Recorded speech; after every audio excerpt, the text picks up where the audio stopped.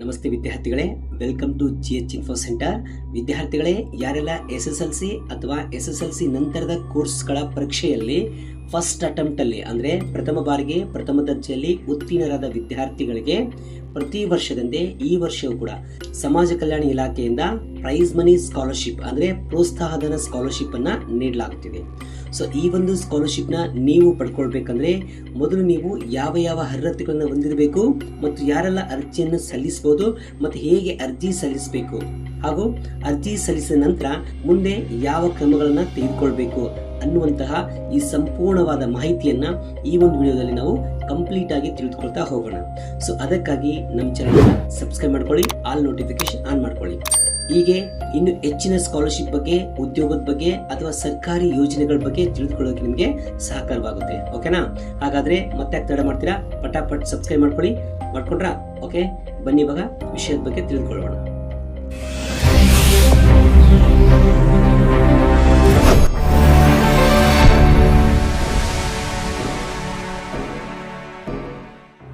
So ವಿದ್ಯಾರ್ಥಿಗಳೇ, ಈ ಬಾರಿ ಸ್ವಲ್ಪ ಪ್ರೈಸ್ ಮನಿ ಸ್ಕಾಲರ್ಶಿಪ್ ನಲ್ಲಿ ತುಂಬಾ ಬದಲಾವಣೆಗಳಾಗಿರ್ತವೆ. ಅಂದ್ರೆ ಸಾಕಷ್ಟು ಗೊಂದಲಗಳು ಕೂಡ ಆಗ್ತಾ ಇದಾವೆ.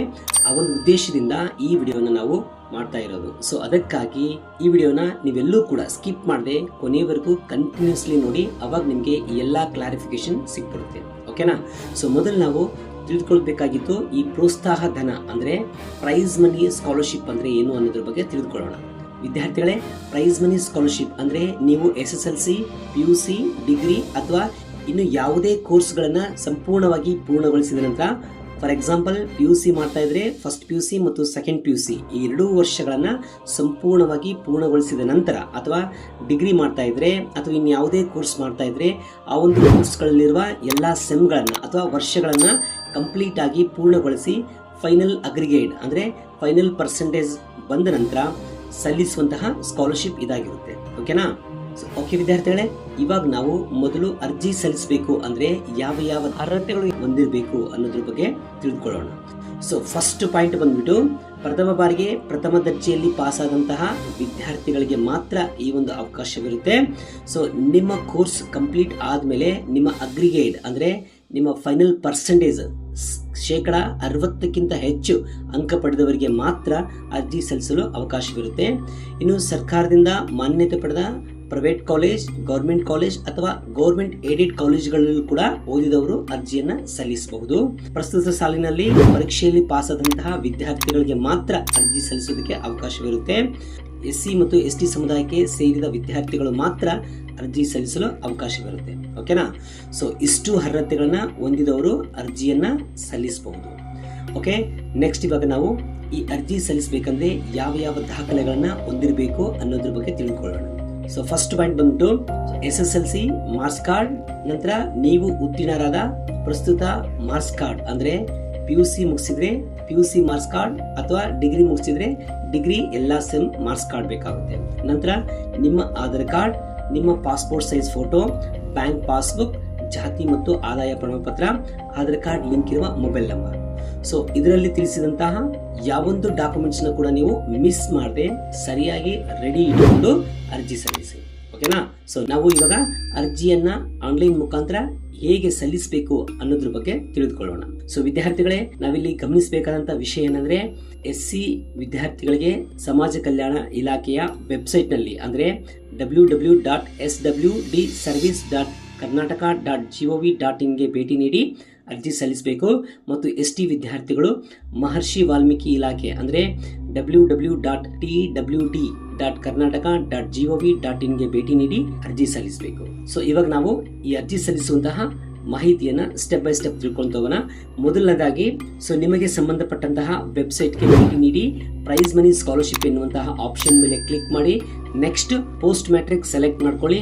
ಅನಂತರ ನಿಮಗೆ ಅರ್ಜಿ ಫಾರಂ ಓಪನ್ ಆಗುತ್ತೆ. ಅಲ್ಲಿ ಆಧಾರ್ ವ್ಯಾಲಿಡೇಟ್ ಮಾಡಿ, ನಂತರ ಅರ್ಜಿ ಫಾರಂ ನ ಸರಿಯಾಗಿ ಫಿಲ್ ಮಾಡಿ, ಅಗತ್ಯವಿರುವ ಎಲ್ಲಾ ದಾಖಲೆಗಳನ್ನ ಅಪ್ಲೋಡ್ ಮಾಡಿ. ಸೊ ಫೈನಲ್ ಸಬ್ಮಿಟ್ ಕೊಡುವ ಮುಂಚೆ ಎಲ್ಲಾ ಮಾಹಿತಿಗಳನ್ನ ಸರಿಯಾಗಿ ಇದಾವೆ ಎನ್ನುವುದನ್ನ ಖಚಿತಪಡಿಸಿಕೊಂಡು ಫೈನಲ್ ಸಬ್ಮಿಟ್ ಮಾಡಿ. ಆನಂತರ ಒಂದು ಅಕ್ನಾಲೆಜ್ಮೆಂಟ್ ಸಿಗುತ್ತೆ, ಅದನ್ನ ಮುಂದಿನ ಭವಿಷ್ಯಕ್ಕಾಗಿ ಪ್ರಿಂಟ್ ಔಟ್ ತೆಗೆದುಕೊಳ್ಳಿ. ಸೊ ಓಕೆ ಗೈಸ್, ಈ ರೀತಿಯಾಗಿ ನೀವು ಆನ್ಲೈನ್ ಮುಖಾಂತರ ಅರ್ಜಿಯನ್ನ ಸಲ್ಲಿಸಬೇಕಾಗುತ್ತೆ. ಸೊ ಮತ್ತೆ ಅರ್ಜಿ ಸಲ್ಲಿಸಿದ ನಂತರ ಮುಂದೆ ನಾವು ಯಾವ ಕ್ರಮಗಳನ್ನ ತೆಗೆದುಕೊಳ್ಬೇಕು ಅಂದ್ರೆ, ಸೊ ಅರ್ಜಿ ಸಲ್ಲಿಸಿದಂತಹ ಅಕ್ನಾಲೆಜ್ಮೆಂಟ್ ಕಾಪಿ ಮತ್ತು ಈಗಾಗಲೇ ತಿಳಿಸಿದಂತಹ ಎಲ್ಲ ದಾಖಲೆಗಳ ಒಂದು ಸೆಟ್ ಜೆರಾಕ್ಸ್ ಪ್ರತಿಗಳನ್ನ ತೆಗೆದುಕೊಂಡು ನೀವು ಕೋರ್ಸ್ ಕಂಪ್ಲೀಟ್ ಮಾಡಿದಂತಹ ಕಾಲೇಜಿಗೆ ಭೇಟಿ ನೀಡಿ ಪ್ರಾಂಶುಪಾಲರಿಂದ ಸಹಿಯನ್ನು ಪಡೆದುಕೊಳ್ಬೇಕಾಗುತ್ತೆ. ಮತ್ತೆ ನೆಕ್ಸ್ಟ್ ನಿಮ್ಮ ಒರಿಜಿನಲ್ ಮಾರ್ಕ್ಸ್ ಕಾರ್ಡ್ ಮತ್ತು ಒರಿಜಿನಲ್ ದಾಖಲಾತಿಗಳ ಜೊತೆಗೆ ಈ ಕಾಲೇಜಿನಿಂದ ಸಹಿ ಮಾಡಿಸಿದಂತಹ ಜೆರಾಕ್ಸ್ ಪ್ರತಿಗಳನ್ನು ತೆಗೆದುಕೊಂಡು ನೀವು ಸಲ್ಲಿಸಿದಂತಹ ಇಲಾಖೆಗೆ ಅಂದ್ರೆ ಸಮಾಜ ಕಲ್ಯಾಣ ಇಲಾಖೆಗೆ ಭೇಟಿ ನೀಡಿ ನಿಮ್ಮ ದಾಖಲೆಗಳನ್ನ ಸಬ್ಮಿಟ್ ಮಾಡಿ. ಅನಂತರ ಅವರು ಮುಂದಿನ ಕ್ರಮಕ್ಕೆ ಕಳಿಸಿ ನಿಮ್ಮ ದಾಖಲೆಗಳನ್ನು ಪರಿಶೀಲನೆ ಮಾಡ್ತಾರೆ. ನಿಮ್ಮ ದಾಖಲೆಗಳು ಪರಿಶೀಲನೆಗೊಂಡು ಸರಿಯಾಗಿದ್ದರೆ ನಿಮ್ಮ ಅರ್ಜಿಯು ಅನುಮೋದನೆಗೊಳ್ಳುತ್ತೆ. ಸೊ ನಿಮ್ಮ ಅರ್ಜಿಯು ಅನುಮೋದನೆಗೊಂಡ್ರೆ ನಿಮಗೆ ಈ ಪ್ರೋತ್ಸಾಹ ಧನದ ಸ್ಕಾಲರ್ಶಿಪ್ ಸಿಗುವಂತಹ ಎಲ್ಲ ಅವಕಾಶಗಳು ಇರುತ್ತೆ. ಓಕೆನಾ? ಸೊ ವಿದ್ಯಾರ್ಥಿಗಳೇ, ಸೊ ಹಾಗಾದ್ರೆ ಯಾರಿಗೆ ಎಷ್ಟು ಸ್ಕಾಲರ್ಶಿಪ್ ಸಿಗಬಹುದು ಅನ್ನುವಂಥದ್ದು ನೋಡ್ಬೇಕಂದ್ರೆ SSLC ವಿದ್ಯಾರ್ಥಿಗಳಿಗೆ 7,000ದಿಂದ 14,000ವರೆಗೆ ಅಂದ್ರೆ 60% 74% ಯಾರು ಮಾಡಿರ್ತಾರೆ ಅವರಿಗೆ 7,000 ರೂಪಾಯಿಗಳು ಸಿಗ್ತವೆ. 75% ಹೆಚ್ಚು ಅಂಕಗಳನ್ನ ಪಡೆದಂತವರಿಗೆ 15,000 ರೂಪಾಯಿಗಳನ್ನ ನೀಡಲಾಗುತ್ತೆ. ಸೊ ನಂತರ PUC ವಿದ್ಯಾರ್ಥಿಗಳಿಗೆ 20,000ಗಳು, ಡಿಗ್ರಿ ವಿದ್ಯಾರ್ಥಿಗಳಿಗೆ 25,000 ರೂಪಾಯಿಗಳು, ಪೋಸ್ಟ್ ಗ್ರಾಜುಯೇಷನ್ ವಿದ್ಯಾರ್ಥಿಗಳಿಗೆ 30,000 ರೂಪಾಯಿಗಳು, ಪ್ರೊಫೆಷನಲ್ ಕೋರ್ಸ್ಗಳನ್ನ ಮಾಡಿದಂತಹ ವಿದ್ಯಾರ್ಥಿಗಳಿಗೆ 35,000 ರೂಪಾಯಿಗಳು ಸಿಗುತ್ತವೆ. ಓಕೆನಾ? ಸೊ ಇಲ್ಲಿ ನಾವೊಂದು ಬಹುಮುಖ್ಯವಾದ ಒಂದು ಸೂಚನೆಯನ್ನ ಗಮನಿಸಬೇಕಾಗುತ್ತೆ. ಸೊ ಈ ಒಂದು ಸೂಚನೆ SSLC ವಿದ್ಯಾರ್ಥಿಗಳಿಗೆ ಮಾತ್ರ ಅನ್ವಯಿಸುತ್ತೆ. ಏಪ್ರಿಲ್ 2025ರ SSLC ಪರೀಕ್ಷೆಯಲ್ಲಿ 60%ಕ್ಕೂ ಹೆಚ್ಚು ಅಂಕ ಪಡೆದು ಆಧಾರ್ ಸೀಡ್ ಅಂದ್ರೆ ಆಧಾರ್ ಕಾರ್ಡ್ ಲಿಂಕ್ ಆಗಿರುವ ವಿದ್ಯಾರ್ಥಿಗಳು ಅರ್ಜಿಯನ್ನ ಯಾವುದೇ ಕಾರಣಕ್ಕೂ ಆನ್ಲೈನ್ ಮುಖಾಂತರ ಸಲ್ಲಿಸುವಂತಿಲ್ಲ. ಸೊ ನಂತರ ಏಪ್ರಿಲ್ 2025ರ SSLC ಪರೀಕ್ಷೆಯಲ್ಲಿ 60%ಕ್ಕೂ ಹೆಚ್ಚು ಅಂಕ ಪಡೆದು ಆಧಾರ್ ಕಾರ್ಡ್ ಲಿಂಕ್ ಆಗದೇ ಇರುವ ವಿದ್ಯಾರ್ಥಿಗಳು ಡಿಸೆಂಬರ್ 31ರ ಒಳಗೆ ಅಂದ್ರೆ ಡಿಸೆಂಬರ್ 31, 2025ರ ಒಳಗೆ ಆಧಾರ್ ಕಾರ್ಡ್ ಲಿಂಕ್ ಮಾಡಿಸಿ ಅರ್ಜಿಯನ್ನ ಸಲ್ಲಿಸಬೇಕಾಗುತ್ತೆ. ಸೊ ನಂತರ ಏಪ್ರಿಲ್ 2025ರ SSLC ಪರೀಕ್ಷೆಯಲ್ಲಿ ಇಡೀ ಜಿಲ್ಲೆಗೆ ಪ್ರಥಮ ಸ್ಥಾನ ಪಡೆದ ವಿದ್ಯಾರ್ಥಿಗಳು ಅರ್ಜಿಯನ್ನ ಆನ್ಲೈನ್ ಮುಖಾಂತರ ಸಲ್ಲಿಸುವಂತಿಲ್ಲ. ಯಾಕೆಂದ್ರೆ ಇಲ್ಲಿ ಸೂಕ್ಷ್ಮವಾಗಿ ಗಮನಿಸಿ, ಇದು SC ವಿದ್ಯಾರ್ಥಿಗಳಿಗೆ ಮಾತ್ರ ಈ ರೀತಿ ಅನ್ವಯವಾಗಿರುತ್ತೆ. ಸೊ ಅದು ಯಾವ ತರ ಅಂತ ನಾನು ತಿಳಿಸ್ಕೊಡ್ತೀನಿ. ಇನ್ನು ST ಸಮುದಾಯದ ವಿದ್ಯಾರ್ಥಿಗಳು ನೀವು ಆನ್ಲೈನ್ ಅಥವಾ ಆಫ್ಲೈನ್ ಮುಖಾಂತರ ಯಾವುದೇ ಅಪ್ಲಿಕೇಶನ್ಗಳನ್ನ ಹಾಕುವುದಕ್ಕೆ ನಿಮಗೆ ಅವಕಾಶ ಕೂಡ ಇರುವುದಿಲ್ಲ. ಯಾಕೆಂದ್ರೆ ವಿದ್ಯಾರ್ಥಿಗಳ ಬ್ಯಾಂಕ್ ಖಾತೆಗೆ ನೇರವಾಗಿ ಪ್ರೋತ್ಸಾಹ ಧನ ಹಣವನ್ನ DBT ಮೂಲಕ ಜಮೆ ಮಾಡಲಾಗುತ್ತೆ. ಓಕೆನಾ? ಸೊ ಆದ್ದರಿಂದ ವಿದ್ಯಾರ್ಥಿಗಳು ತಮ್ಮ ಬ್ಯಾಂಕ್ ಖಾತೆಗೆ ಆಧಾರ್ ಕಾರ್ಡ್ನ ತಪ್ಪದೇ ಜೋಡಣೆ ಮಾಡಿ ಅಂದ್ರೆ NPCI ಮ್ಯಾಪಿಂಗ್ನ ಮಾಡುವುದು ಕಡ್ಡಾಯವಾಗಿರುತ್ತೆ. ಇದನ್ನ ಮಾತ್ರ ನೀವು ಯಾವುದೇ ಕಾರಣಕ್ಕೆ ಮಿಸ್ ಮಾಡದೆ ಮಾಡಿಸಬೇಕಾಗುತ್ತೆ. ಸೊ ಬರೀ SC ಸ್ಟೂಡೆಂಟ್ಗೆ ಮಾತ್ರ ಅಲ್ಲ, SC ಮತ್ತು ST ವಿದ್ಯಾರ್ಥಿಗಳು ಕೂಡ ಈ ಸ್ಕಾಲರ್ಶಿಪ್ ಬರಬೇಕಂದ್ರೆ ನಿಮ್ಮ ಬ್ಯಾಂಕ್ ಖಾತೆಗೆ ನಿಮ್ಮ ಆಧಾರ್ ಕಾರ್ಡ್ನ ಲಿಂಕ್ ಮಾಡಿಸಿ NPCI ಮ್ಯಾಪಿಂಗ್ ನ ಮಾಡಿಸುವುದು ಕಡ್ಡಾಯವಾಗಿರುತ್ತೆ. ಓಕೆನಾ? ಸೊ ಮತ್ತೆ ಇನ್ನೊಂದು ವಿಷಯ ಏನಂದ್ರೆ ನಿಮ್ಮ ದಾಖಲಾತಿಗಳಲ್ಲಿ ಅಂದ್ರೆ ನಿಮ್ಮ SSLC marks card, bank passbook ಮತ್ತು ಆಧಾರ್ ಕಾರ್ಡ್ ಈ 3 ದಾಖಲಾತಿಗಳಲ್ಲಿ ನಿಮ್ಮ ಹೆಸರು ಮತ್ತು ಡೇಟ್ ಆಫ್ ಬರ್ತ್ ಒಂದೇ ರೀತಿಯಾಗಿರ್ಬೇಕಾಗಿರುತ್ತೆ. ಸೊ ಯಾವುದೇ ಕಾರಣಕ್ಕೂ ಮಿಸ್ ಮ್ಯಾಚ್ ಆಗಬಾರ್ದು. ಒಂದು ವೇಳೆ ಮಿಸ್ ಮ್ಯಾಚ್ ಇತ್ತು ಅಂದ್ರೆ ಅದನ್ನ ನೀವು ಆಧಾರ್ ಕಾರ್ಡ್ ನಲ್ಲಿ ಮತ್ತು ಬ್ಯಾಂಕ್ ಪಾಸ್ಬುಕ್ ನಲ್ಲಿ SSLC ಮಾರ್ಕ್ಸ್ ಕಾರ್ಡ್ ಪ್ರಕಾರ ತಿದ್ದುಪಡಿ ಮಾಡಿಸಿಕೊಳ್ಳಿ. ಓಕೆನಾ? ಸೊ ಮತ್ತೆ ನಿಮ್ಗೆ ಅರ್ಜಿ ಸಲ್ಲಿಸೋದಕ್ಕೆ ಕೊನೆಯ ದಿನಾಂಕದ ಬಗ್ಗೆ ಯಾವುದೇ ನಿಖರವಾದ ಮಾಹಿತಿಯನ್ನ ವೆಬ್ಸೈಟ್ ನಲ್ಲಿ ಅಥವಾ ಸಂಬಂಧಪಟ್ಟ ಇಲಾಖೆಯ ವೆಬ್ಸೈಟ್ಗಳಲ್ಲಿ ನೀಡಲಾಗಿಲ್ಲ. ಸೊ ಅದಕ್ಕಾಗಿ ಆದಷ್ಟು ಬೇಗನೆ ನೀವು ಆನ್ಲೈನ್ ಮುಖಾಂತರ ಅರ್ಜಿಯನ್ನು ಸಲ್ಲಿಸಿ ಈ ಒಂದು ಸ್ಕಾಲರ್ಶಿಪ್ನ ಪಡೆದುಕೊಳ್ಳಿ. ಓಕೆನಾ? ಓಕೆ ವಿದ್ಯಾರ್ಥಿಗಳೇ, ಸೊ ಈ ಪ್ರೈಸ್ ಮನಿಗೆ ಸಂಬಂಧಪಟ್ಟಂತಹ ಪ್ರತಿಯೊಂದು ವಿಷಯಗಳ ಬಗ್ಗೆ ತಿಳಿಸ್ಕೊಟ್ಟಿದ್ದೇವೆ. ಇನ್ನೂ ಏನಾದರೂ ನಿಮಗೆ ಡೌಟ್ಸ್ಗಳಿದ್ರೆ ನಮಗೆ ಕಮೆಂಟ್ಸ್ ಬಾಕ್ಸ್ ಅಲ್ಲಿ ಕಮೆಂಟ್ಸ್ ಮಾಡಿ, ಅದ್ರ ಬಗ್ಗೆ ನಾವು ಒಂದು ಶಾರ್ಟ್ ವಿಡಿಯೋನ ಮಾಡಿ ತಿಳಿಸ್ಕೊಡೋದಕ್ಕೆ ಪ್ರಯತ್ನ ಪಡ್ತೀವಿ. ಓಕೆನಾ?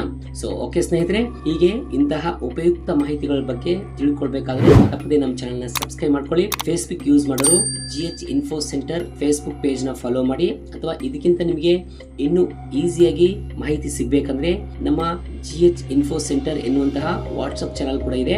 ಇದರೆಲ್ಲ ಲಿಂಕ್ ಗಳನ್ನ ನಮ್ಮ ಡಿಸ್ಕ್ರಿಪ್ಷನ್ ಅಲ್ಲಿ ಕೊಟ್ಟಿರ್ತೇವೆ. ಸೊ ಫಾಲೋ ಮಾಡೋ ಮುಖಾಂತರ ನಾವು ತಿಳಿಸುವಂತಹ ಎಲ್ಲಾ ಮಾಹಿತಿಗಳ ಬಗ್ಗೆ ನೀವು ತಿಳಿದುಕೊಳ್ಳಬಹುದು. ಓಕೆ ಸ್ನೇಹಿತರೆ, ಮುಂದಿನ ವಿಡಿಯೋದಲ್ಲಿ ಇಂತಹ ಒಳ್ಳೆಯ ವಿಷಯಗಳ ಜೊತೆ ಮತ್ತೆ ಸಿಗೋಣ. ಧನ್ಯವಾದ.